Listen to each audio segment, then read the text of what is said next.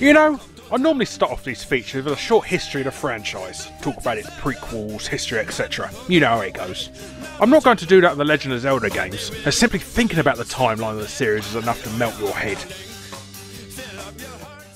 So, the Legend of Zelda Spirit Tracks then.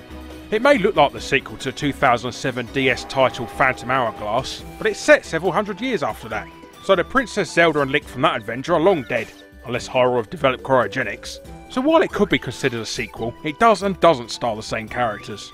This is pretty much par for the course with Zelda games, but it isn't half confusing. It also sports the same controversial cel-shaded style that started in the GameCube title The Legend of Zelda The Wind Waker. Controversial once perhaps, but I think it's grown on most of us now. Anyhow, the story.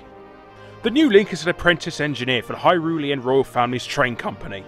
Link learns from Zelda that these tracks aren't just for transport, but also act as a seal for the Demon King Maladas, who was imprisoned several centuries before. What's wrong with a prison, eh? But wouldn't you know it, some blight is planning to release the Demon King, and the only way to do so is to use Princess Zelda to destroy the spirit tracks that seal him in. And she's been kidnapped too. Looks like the kid in the Robin Hood costume is about to embark on another epic quest. You won't be doing the quest alone this time, luckily. But don't worry, no irritating fairies and female imps with you this time. The evil minions only managed to kidnap the princess's body, so for the first time ever in a Zelda game, unless you count the spoiler in Ocarina of Time and the CDI games, Zelda will be along the ride with you. She may only be with you in spirit, but she can possess giant stone knights known as Phantom Guardians to help pwn some enemies with you, even if she does look like Alphonse from Full Metal Alchemist in the process. Aside from a few control improvements, if you've played Phantom Hourglass, you'll feel right at home with Spirit Tracks. But if you haven't battled Ganon in the DS before, the main difference is you completely control Link using a stylus, pointing on the screen where you want him to go next. It's more intuitive than the point and click game, and soon becomes second nature after a few minutes. It even feels quite refreshing.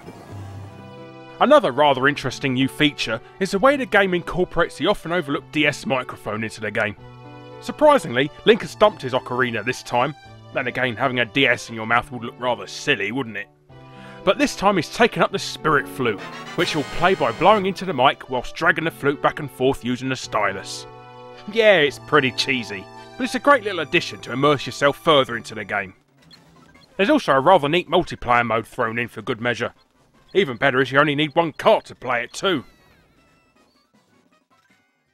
In terms of Zelda games, Spirit Tracks is a pretty lengthy quest too.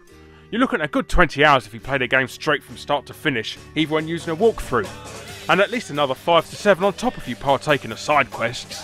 So it's a great handheld title to keep you entertained through the dark winter months. So if you're howling for more Hyrule, make sure your next quest is to pick up a copy of Zelda Spirit Tracks from Gameplay Today.